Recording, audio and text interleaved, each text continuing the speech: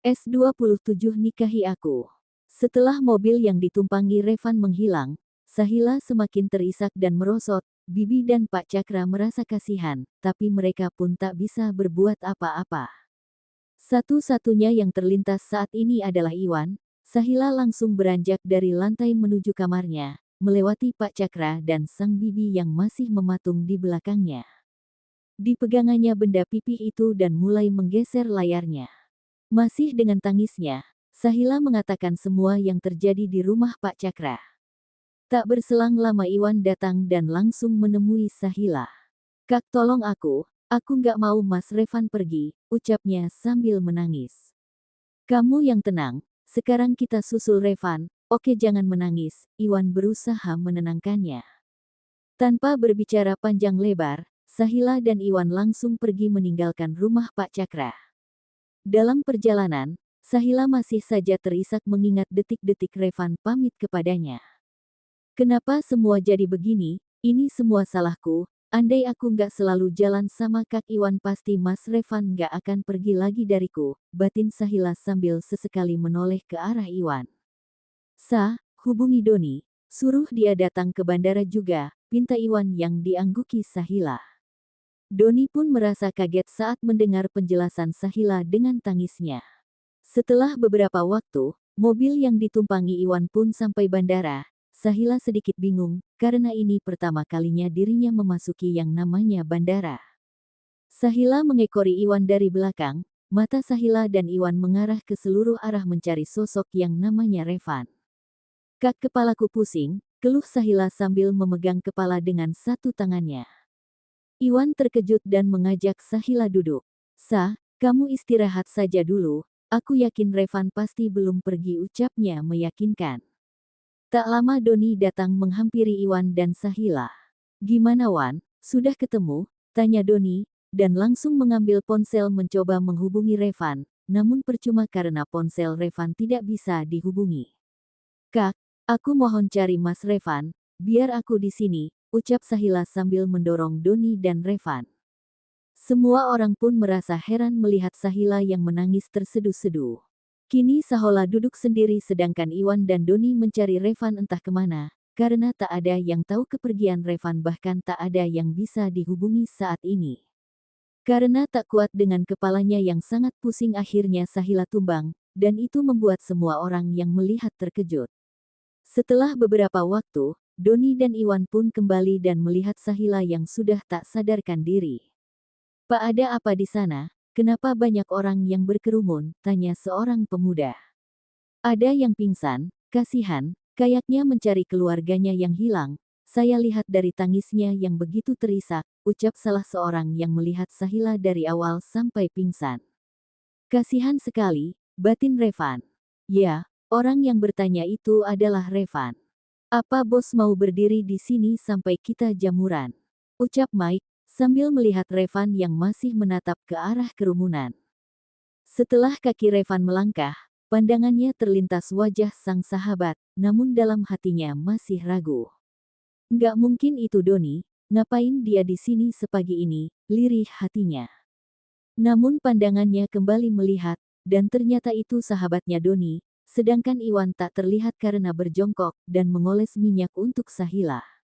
Akhirnya dengan tak sabarnya Revan menghampiri Doni. "Doni, ngapain kamu di sini?" ujarnya membuat Doni menoleh dan langsung merangkulnya. "Jadi ada apa? Apa yang terjadi? Kenapa kamu seperti ini?" ucap Revan heran melihat tingkah Doni yang tiba-tiba merangkulnya dan menebar senyuman. "Dasar, lihat Sahila pingsan dan semua ini gara-gara kamu, dan aku di sini mencarimu," ucap Doni dan langsung menarik Revan membelah kerumunan.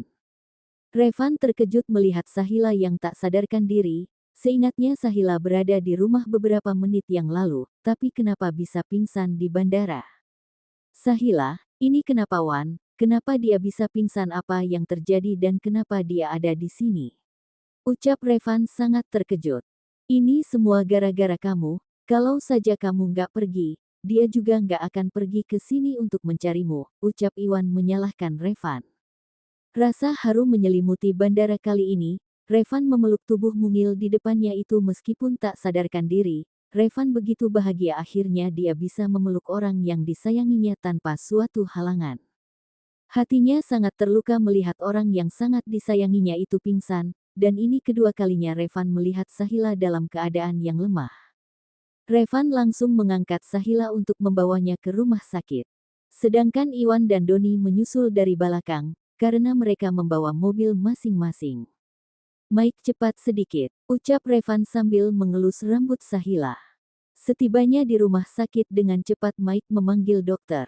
Revan sangat gelisah. Raut wajahnya penuh penyesalan karena tak mendengarkan kata Sahila yang melarangnya untuk pergi. "Andai saja aku tadi mendengarmu, mungkin kamu tidak akan seperti ini. Kalau terjadi apa-apa sama kamu, aku adalah orang yang patut disalahkan," batinnya pilu. Iwan dan Doni datang dan merangkul sang sahabat bergantian. Revan merasa sangat bingung dengan sikap Iwan yang begitu baik, sedangkan dirinya harus pergi gara-gara menerima kemarahan Iwan. Tapi Revan hanya diam, karena masih terpikir kondisi Sahila saat ini.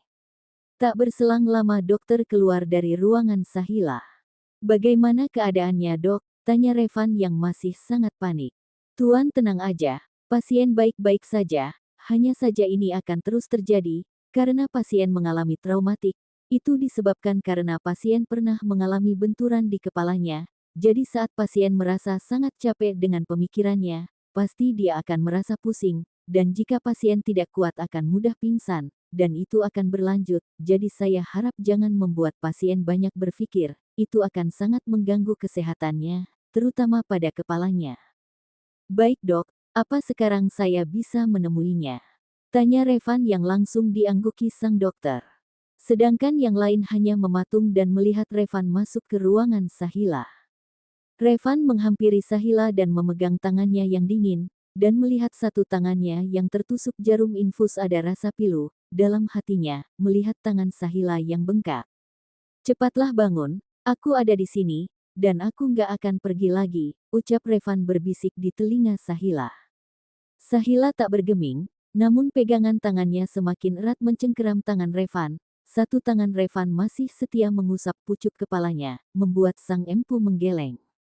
"Bangunlah," ucap Revan saat melihat air mata Sahila menetes dengan mata terpejam.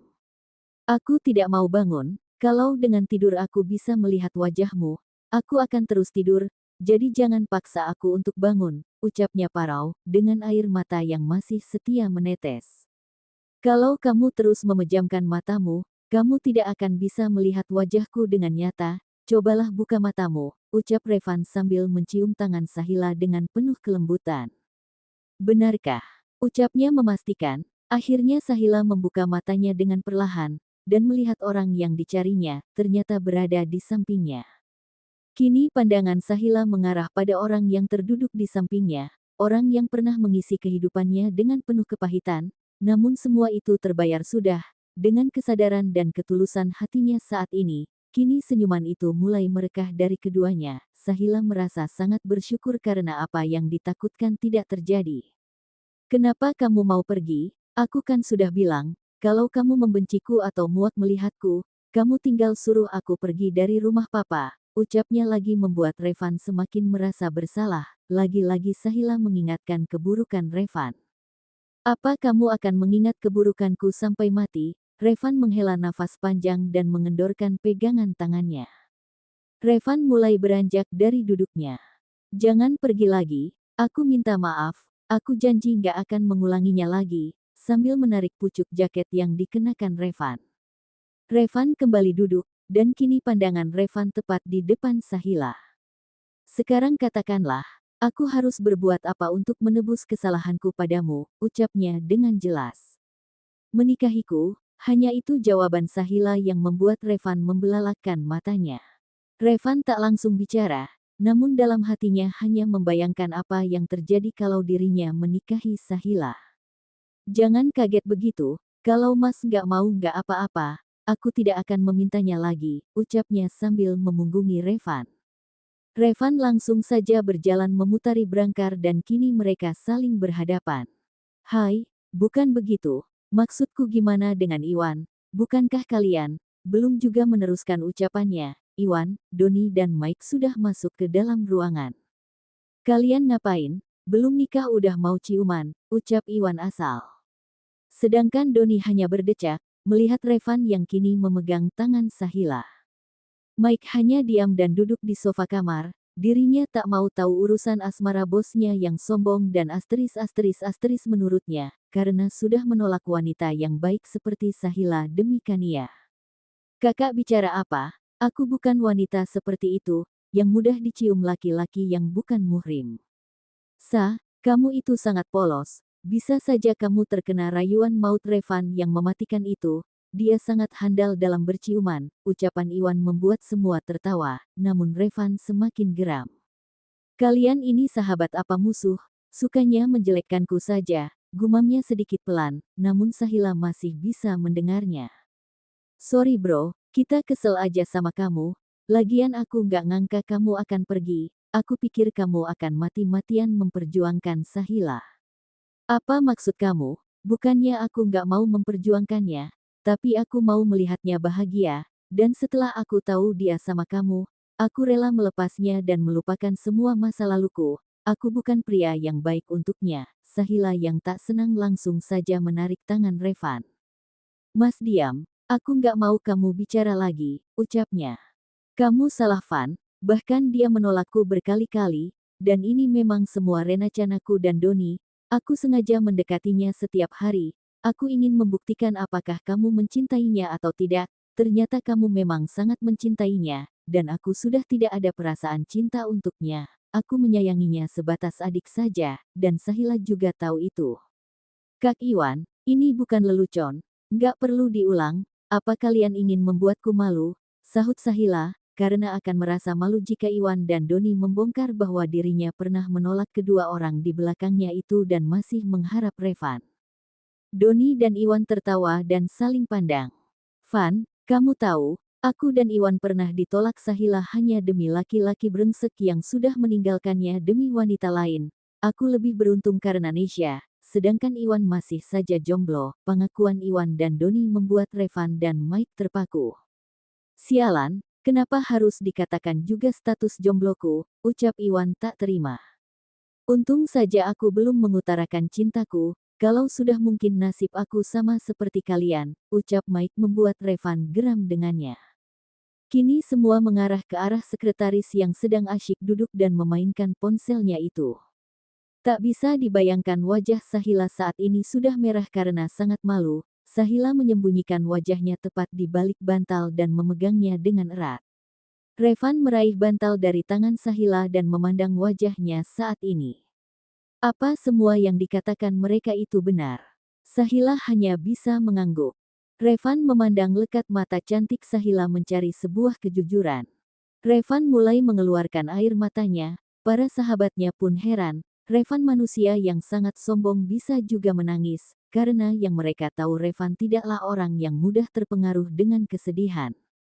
Mike pun ikut terharu melihat bosnya yang akhirnya bisa mendapatkan wanita yang jauh lebih baik daripada Kania. Mas Revan jangan nangis, aku kan ikut sedih, ucap Sahila pelan sambil mengelap air mata yang membasahi pipi Revan. Ini wanita atau peri yang di hadapanku, bahkan di saat aku menyakiti dan menghinanya pun dia masih setia menungguku, di saat aku merendahkannya pun dia tak pernah membalasku, terbuat dari apa hatinya, kenapa masih ada wanita yang seperti dia? Aku berjanji mulai sekarang aku akan terus menjaganya dan mencintainya. Paman terbuat putrimu persis sepertimu, dia begitu baik. Aku berjanji akan menjaganya meskipun nyawaku taruhannya, lirihnya. Kenapa Mas Revan nangisnya mengalahkanku? Mas Revan laki-laki, tak pantas menangis, harusnya Mas Revan kuat, bukannya cengeng. Baiklah, dan besok saatnya aku akan menebus semua kesalahanku, itu yang kamu mintakan. Petik 1. Mike urus semuanya, besok aku akan menikah, dan bilang sama papa untuk mempersiapkan pernikahan kami. Kenapa harus buru-buru Rev, apa kamu gak akan memeriahkan pernikahanmu ini? Revan melihat ke arah Sahila meminta sebuah jawaban.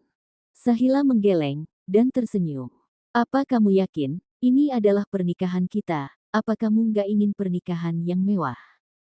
Tidak. Untuk apa pernikahan mewah?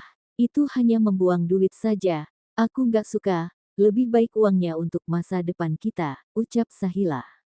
Kalau kamu mau pun aku bisa, jadi kamu nggak usah malu untuk memintanya. Mas sudah diam, daripada omongan kamu nggak guna, ucapnya sedikit keras. Jadi gimana bos, apa yang harus aku lakukan sekarang? Mike bingung. Urus semuanya sekarang, masih memandang wanitanya saat ini. Terus apa tugas kita Rev? Tanya Iwan yang masih mematung. Kalian cukup jadi penonton saja, aku nggak butuh bantuan kalian, ucapnya sinis, keluar sekarang, aku tidak mau diganggu.